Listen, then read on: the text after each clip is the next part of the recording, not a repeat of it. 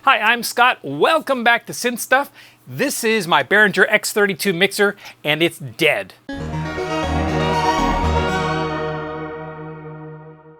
So I got the giant box out for the X32 and turned it on because the plan is that I'm going to load this up in my airplane tomorrow morning and fly it out to Sweetwater because shipping it out there is just ridiculously expensive.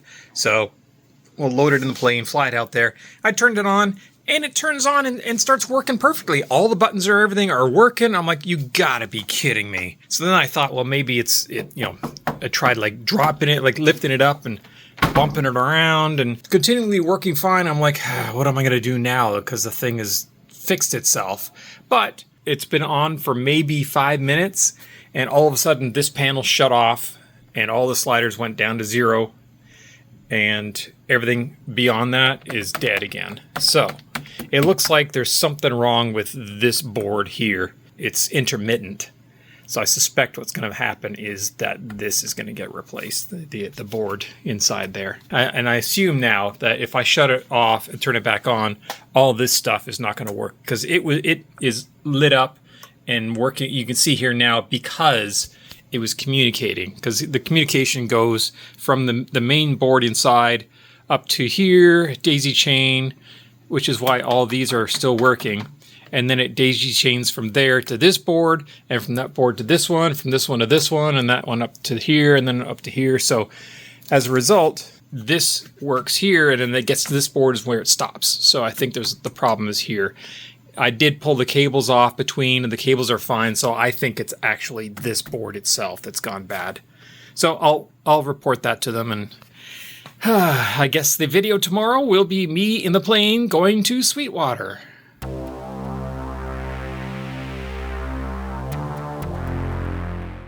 That's a lot of cables that I don't want to have to try and figure out again in the future, so I've separated and marked and recorded what goes where so that when this comes back, I can just plug it all back in and everything should work just fine. Well, I had to bring my RV because I definitely was not going to fit this in my little Miata. The box does not fit in the airplane, but if I take it out of the box, you can see it down there. There's the mixer down there on the seats. It does fit, and then I just broke down the box, put it on top, and once I get out to Fort Wayne, I'll take the box out, reassemble it, and then put the mixer back in it, and then take it to Sweetwater. Oh, that was a lot of work. All right, time to pre-flight and get out of here. Medina traffic, Young Eagles 28 November, 3 mile final, 01 Medina. Medina County traffic, 19 Tango is clear of 10. 01. Yeah, Medina traffic, Young Eagles 28 November, 2 mile final, 01 Medina. Traffic, Cozy 797, Delta Lima departing 01, will be westbound departure.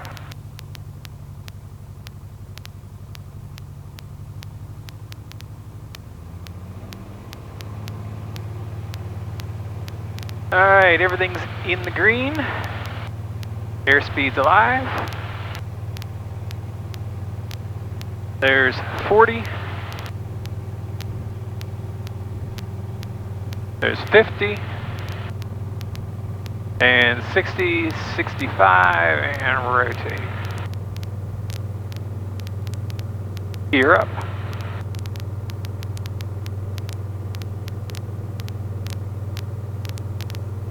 DX. November, give me about 30 degrees to the right.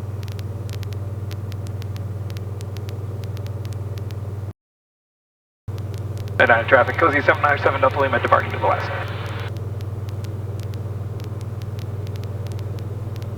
Cleveland approach, November 797, Delta Lima. 797 Delta Lima, Cleveland. 797 Delta Lima is looking to pick up my IFR, just off of Medina. Stand by. And 7 Delta Lima, maintain VFR squawk 6025. 6025, 7 Delta Lima. 7 Delta Lima, your radar contact 2 miles north of Medina Airport. You're clear to your Mike Delta S-File, climb maintain 8000. Clear to S-File, let up to 8000, 7 Delta Lima, thank you. Wow, the visibility really is quite poor today. I'm glad I decided to file IFR, by the way, which means instrument flight rules, which means flying and not being able to see where you're flying.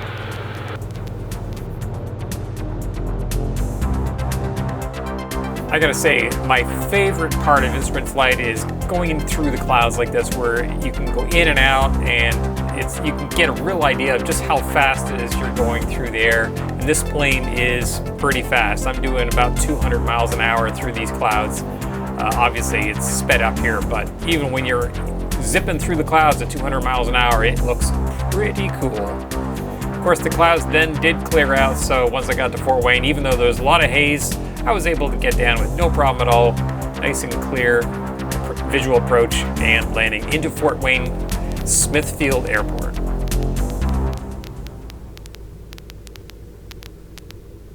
Gas under carriage switches, everything's good.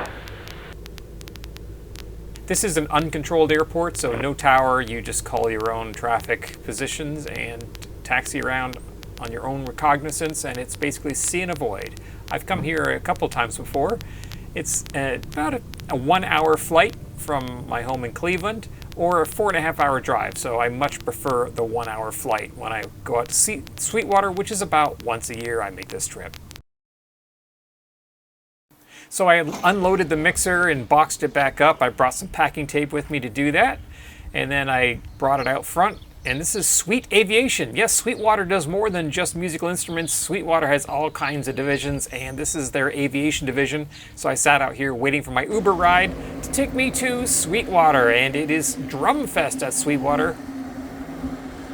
When I walked inside, I went right into the repair station at the back of the showroom and dropped off my X32. They said it'll probably be 8 to 10 business days before they have some news for me. I've never been here on a Saturday before. This place is hopping. And they're all already played. Halfway there, over 200. It's apparently Drum Fest, so drums everywhere you look.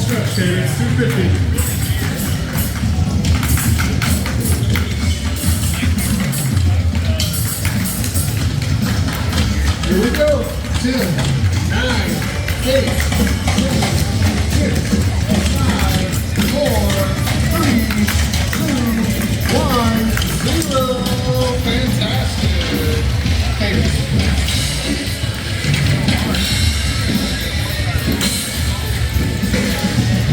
So this is pretty cool. Everyone's got these Drum Fest drum heads, and they're in line here to have them signed by Nic Collins, who is Phil Collins' son.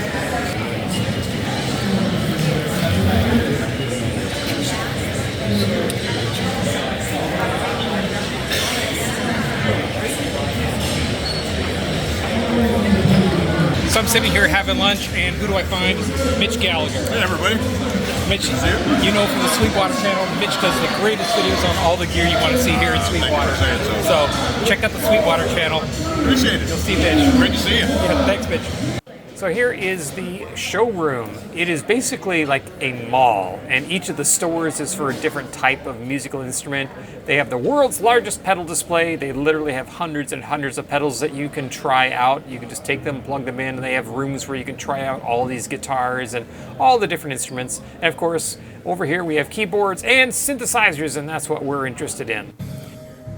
So I walked right into the synthesizer room to get a look at all the different synthesizers they have on display for you to try, and they're all hooked up and working so you can play them to your heart's delight and decide which one is best for you. This is like a synth lover's dreamland in here. I'm sitting here in the keyboard section. I was just playing this Moog Muse, and a guy came up to me and he's like, "Hey, you're Scott from Scott Synth Stuff," and he wanted to talk to me and shake my hand. It's kind of weird being known and having people walk up to me and just, but yeah, that's a bit odd, but hey Jeff, thanks for saying hi. Here's the new Moog Muse.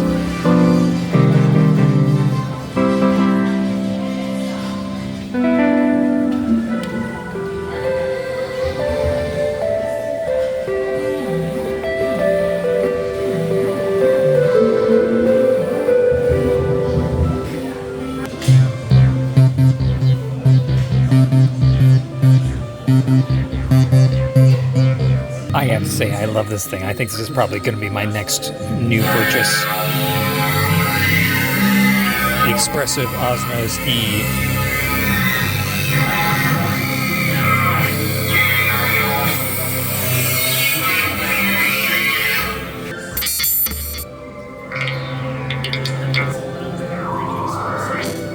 Let's try something other than sound effects.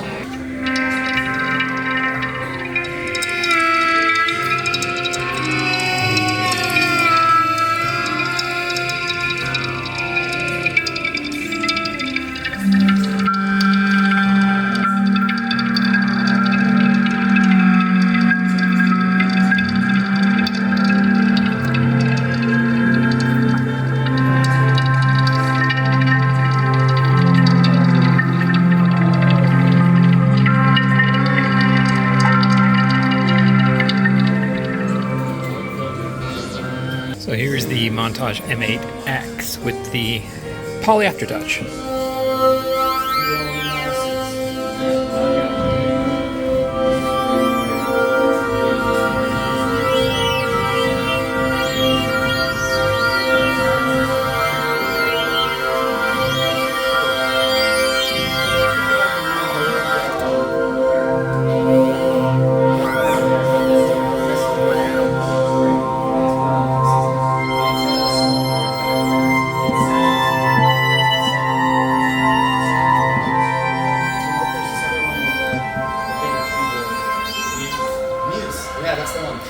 The Aftertouch doesn't actually move, really.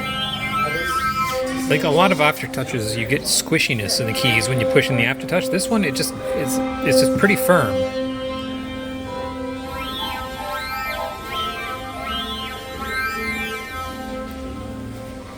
I like it. And the piano, when you put a piano patch in it, it feels like a piano. I mean, if I close my eyes, I swear I'd be playing a piano.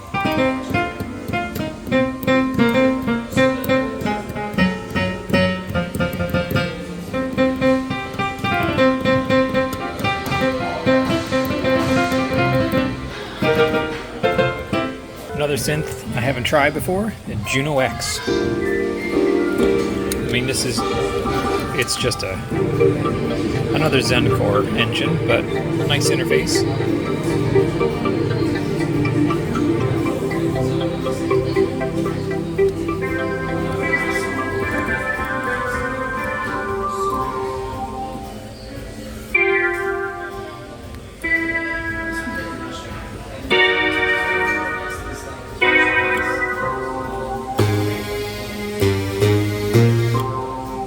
Oh, it's a split.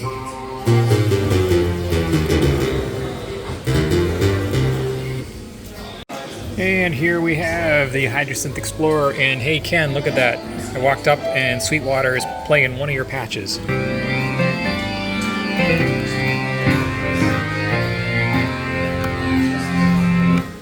And of course, like all Hydrasynths, it has Poly Aftertouch.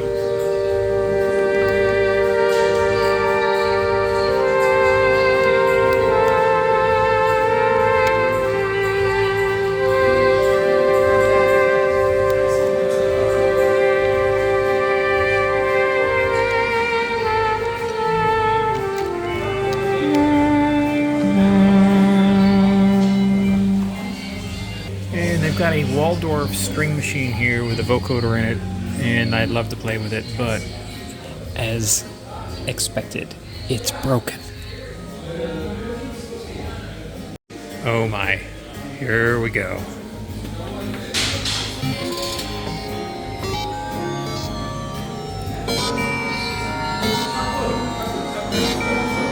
Alright. I don't know that I'm even going to record this because I need two hands and I'm going to play with this for quite some time, I think. There we go.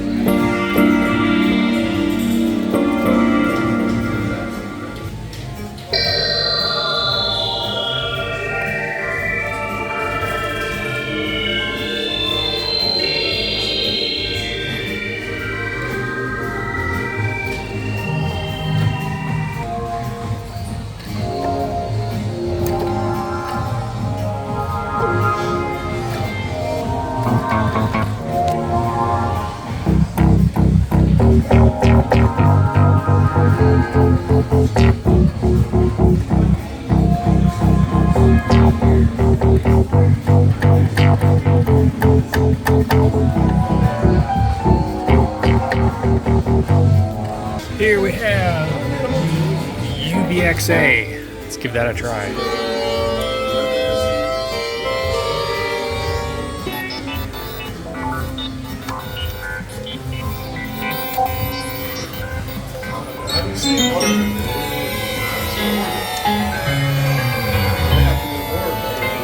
Oh, really? Yeah, good pedals? Yeah.